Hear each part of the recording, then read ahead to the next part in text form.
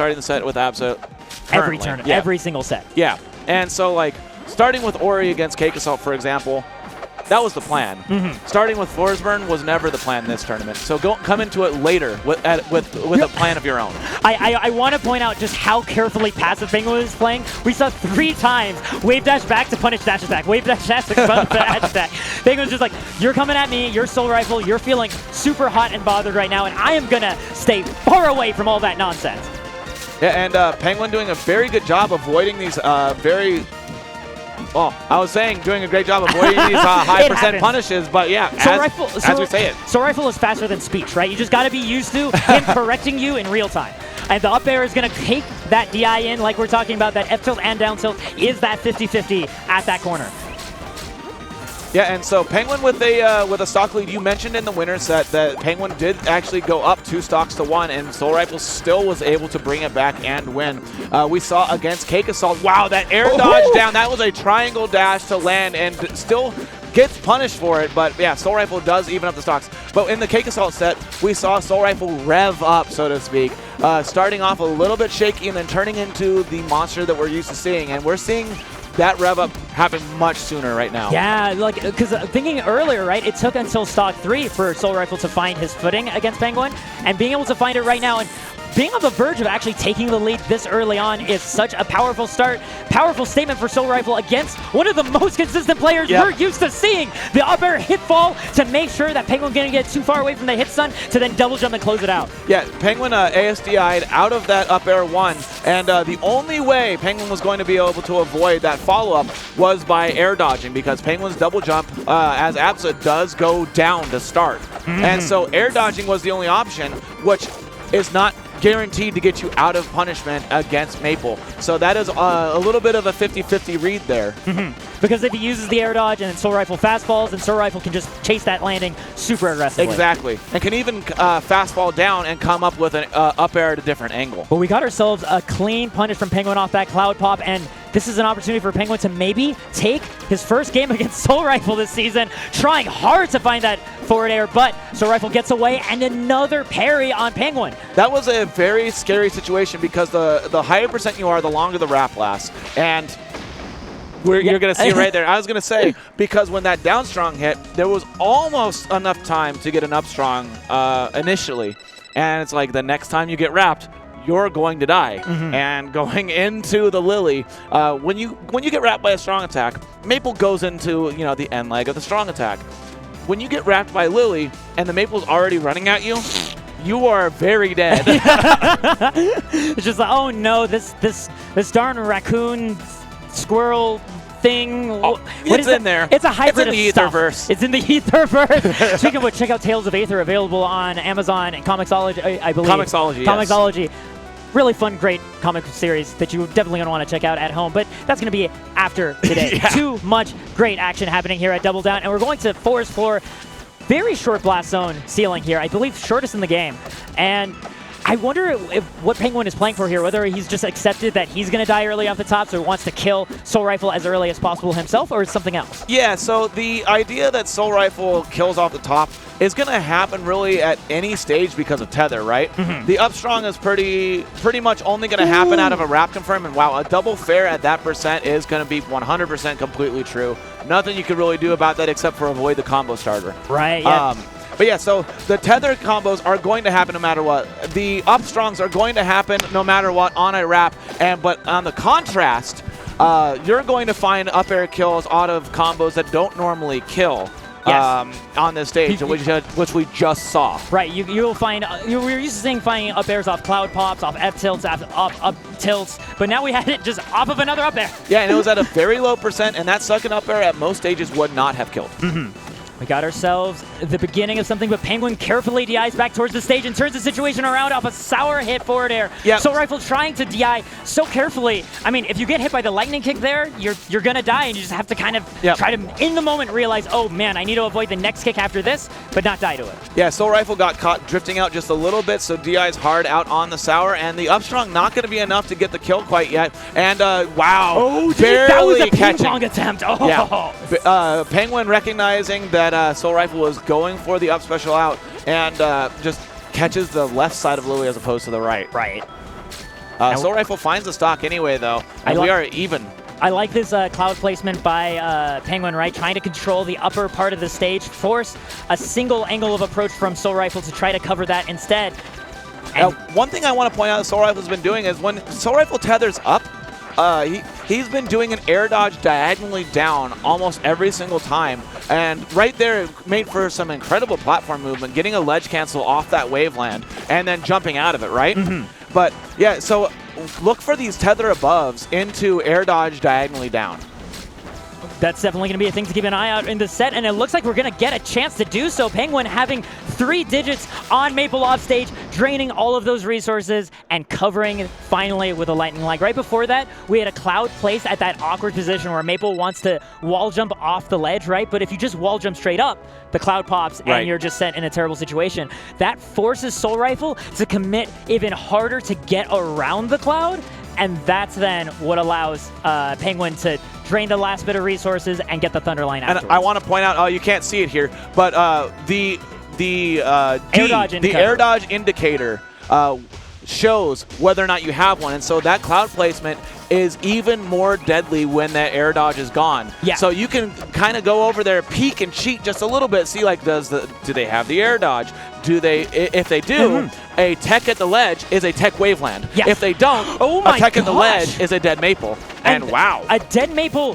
Very early in that case. I thought Soulrifle had a lot more gas in his engine to make that stock work. Must have been one of those SDs we've been seeing today. Just a little bit too risky with the DI and fast fall angle, and now caught in that very edge of the blast zone. But if you're not dead, that's what you're looking for against Absa. Just you can get super close to the blast zone, but you didn't lose the stock. And wow, Penguin riding the momentum of that first stock loss, and now already has Soulrifle at 85%, and Soulrifle wants to approach. Soulrifle not being perturbed at all and saying, this is still my game to lose, and maybe doing so just a little bit with that cloud. The cloud toss turnaround on that moment, right? We normally see Soulrifle go and commit a little bit harder in terms of catching Penguin on his cloud tosses, and that time holding in place and getting reversals into that up air, putting Penguin up now 2 stocks once again on gates. This is literally the stage. The waveland! The waveland back covered the tech roll in, and now we're continuing the combo, and Penguin at 3 stocks to 1 with 80% on Soulrifle already. This is a very different set from yesterday. I mean, just already Penguin getting his game win on Soulrifle and evening things up. This is a big turnaround for him. Penguin might have the potential to finally get to play Cake Assault in Grands. Yeah, for the first time in this season. First premiere event this season. Yeah, there we go. Gets the air dodge and catches the side special onto the platform with the biggest of reads, because I think Soulrifle was afraid of the cloud. The thing that was beautiful was Penguin popped that cloud anyway as he was jumping backwards with that up air. And I think it was that pressure that not only helped in that case, right? I think we're about to see the cloud pop as we... Yes. Yeah. Pops the cloud right there. Soulrifle then starts the side special, and Penguin ready with the jump up air. Beautiful Blammo, stuff. Kabow, Kazam. And just beautiful. It's option coverage at every level, because if that cloud pop didn't happen below a side special, which stalls your momentum just ever so slightly, that cloud pop would have hit. Yes. And the other thing that's also important too is either you get popped in towards that up air with a good chance of it hitting, or you DI away. But Soulrifle had no air dodge. Yep, already. He had so little options, that would have also been a death sentence. This is why Penguin is so consistent. Not just his edge guarding, but his positioning, right? Making sure he's just in the right spot to cover as much as you can, thanks to his good buddy, the Cloud. The Penguin in this case. Yes. Oh, wow. That uppercut from Maple actually probably would have killed there had it hit. That edge cancel was so sick! Yeah, the edge cancels coming out from Soulrifle on these side specials are something that has been, a staple of his game. And Cake Assault actually ended the set by catching one of them. So, yeah, it's incredible to see him move around these platforms, and already taking the first stock in this Game 3, not being too upset about losing 2 games in a row here. Using the Nair this time on that tether 50-50. You got to keep your eye on what option. Is it red or black? Is it Nair or up air? And in that case, it's Penguin's forward air, evening it up to 2 stocks apiece. Also, in that case, it was either up air or fair. And, yeah, the DI out dying on the fair when it could have been an up air that killed off the top as well. staying up on those platforms, and great recognition from Penguin knowing that he'd be safe enough with that Nair in order to catch the immediate landing attempt by Soulrifle to punish the landing. But wow, the trade is actually putting Soulrifle in a terrible spot. Gets the ledge cancel, and that time Penguin is there to stop the ledge cancel. Covers it. Literally saw it just once and was already ready. It's like, oh, this is why you like this stage. Yep. I've got you. We mentioned that Cake Assault ended the last set with that call out on the ledge cancel. Penguin already recognizing, yeah, I need to do that too. We got the tether, this time into the up air, right? Yeah, doesn't DI out of the ups, and gonna find that stock early, and woo, the DI in on a sour dare actually could have spelled death, but Penguin wasn't ready for it. But Soulrifle has been playing around those top middle platforms so much that Penguin just throws out the up air and catches the option. Especially because the up air just covers the whole platform. If you're existing out there and not in a parry, you're in danger. And you see Penguin doing a jump nair right between the two platforms. That time not going to cover a ledge cancel, but just going to cover a plat drop and drifts back with it ever so safely. Just barely misses catching Soulrifle. He drifts in and stays alive a little bit longer against Penguin. And goes behind the jab attempt to punish the tether. This is the chance that Soulrifle needs. The Armstrong gets him his second game. I wanted to point out earlier in the set that tether above into air dodge diagonally down. Penguin recognized it and goes for the jab, but the diagonally down air dodge went behind the Absa, which was perfect not only to avoid aggression, but also to start the down strong in the right spot. And that's exactly how he got actionable. That was incredible. That just the clutch little optimization that makes the difference at the highest level of Rivals of Aether. Yeah, so that down strong starts there because of the air dodge behind it. Had the air dodge diagonally down gone forward, which we saw earlier in this set, that down strong would have started on the other side of Absa, gotten hit by the jab, and that down strong would not have come back around until the later hit. So because of that, you have the down strong start in front, the Absa misses, and boom. I'm looking right now at the bans that Soulrifle has chosen, getting rid of Endless Abyss, Spirit Tree, and Treetop, it looks like. Yeah, that is an interesting thing, getting rid of Treetop, yeah. I don't, yeah, I'm actually kind of befuddled by that. Yeah, We're used to seeing Maples really comfortable there. We talked about Penguin going to the really low blast zone in Forest Floor as a counter pick. And it's really interesting because Treetop, by by a counterweight, has a really, really high top blast zone. So not only had Penguin won there on a lower blast zone, but banning the higher blast zone, which is the opposite that we think Penguin chose the stage for, is it's very interesting. I'll have to ask about those counter picks later. This is also the first time I've seen a player do this while making his decision for a counter pick. He's actually striking one at a time every stage he's ruling out. Every once in a while, you'll see someone do that. You're like, no, I don't want to go there. No, I don't want to go there. And yeah, we end up going to a neutral pick, which is Jules Veil. This can be a very precarious stage. As Maple, you are sometimes in a bad spot recovery-wise when the platform's on your side, but as Maple, your punish game is accentuated by that platform being on your side. Especially the top one that pops up every now and then, right? But I think part of the idea here, we got the forward airs, not going to kill it. Was that Soulrifle screaming? That was not Soulrifle screaming. I think that had to be one of Soulrifle's fans in the stage. That makes sense. Keeping the drift out, ready to parry that Lily in the moment that he gets.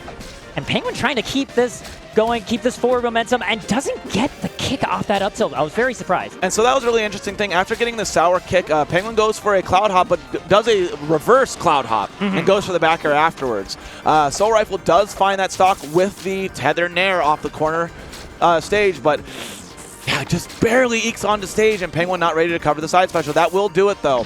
I think what I suspect is the reasoning for this counter pick is because we saw bans on Spirit Tree and we saw bans on Endless Abyss, right? Right. And I think Soulrifle wants to avoid dealing with Penguin on stages where Penguin has a strong time edge guarding because of the lack of platforms and because it's just so much flat space for the ground game. And I think this is partly a compromise for Penguin. It's just like there's mostly ground except for that platform. Right, exactly. Yeah, sometimes it can be awful for Maple's recovery, and sometimes it can be amazing for both characters on punish. Oh, get ready for the tech. Wow. It tries to find a down air off of that. Penguin, you're crazy. Getting a tech there was really difficult. And obviously the full charge coming out. Penguin did have an air dodge still, so going for the second zip zap there right away was a mix-up that just Soulrifle was ready for. Yeah, because otherwise Soulrifle, guessing the air dodge, would have to start charging forward strong too late to punish that. Oh, the Sour up air DI in on Sours will get you killed. It's just 50-50s all day today here in Rivals of Aether. Oh, getting Soulrifle okay. up air? No, gonna go for a forward air, and that's gonna give Soulrifle the opening. I think an up air would have killed there. I think an up air would have killed there. Oh my goodness gracious. I think Penguin just hard read that Soulrifle would not want to get hit by the up air in that situation. And so now Soulrifle and Penguin are going back and forth. Soulrifle in a rough spot, no Lily on deck, pushing Penguin off stage and going back and forth with each other. Ooh, just gonna go straight to the corner, but luckily lands on stage with the edge guard, doesn't stop. Goes in for the dash and parry, which would have been huge because Penguin is marked. Soulrifle is playing so patient right now. Yeah, Soulrifle is playing for the wrap right now. Oh, tech rolls above Penguin's head, and the reaction up strong going to do it. That is such a difficult situation. As soon as Soulrifle left Lily, we saw Penguin turn on the afterburners. I said Soulrifle was playing for the wrap, and I think that was true. Standing next to Lily, hoping that Penguin would go forward and run into a move that he could combo into wrap, could combo into a kill, and then Soulrifle maybe got a little antsy, leaves the safety net of Lily, and dies for it. Yeah, and what a way for Penguin to just take back this season for himself, right? Game 5 against Soulrifle, showing that he can do it with his main, that he doesn't need to look for other answers in the Forsburn or anywhere else. And being able, just like you pointed out, right, catching the tech roll for protection in that case with the up strong. Yeah, what an incredible, so watch this plat drop. So the cloud pop here happens, and then, so Penguin air dodges down to land on the platform, and you think, okay, so this person's about to, tech chase me on this platform. Penguin instead goes for the diagonally down plat drop and gets the tech chase with an up strong. That is such a deceptive punish because you see the wave land on, you're like, okay, Penguin's going to hit me here. And when Penguin instead decides to go down at the stage, you're rolling away from maybe a forward tilt there. But Penguin's deceptive drop actually made you roll into the up strong. It's like Penguin revealed a card from his hand saying like, hey, I've got this ace. And then you try to play around, it's like, actually, it was this the whole time. Yeah, right? Exactly. Letting your opponent know too much for their own good or putting the wrong idea in their head. It's a little bit of inception here at top level play, but it's something that you really get to experience because every tiny little bit of suggestion, any little inch you can get makes all the difference. Yes.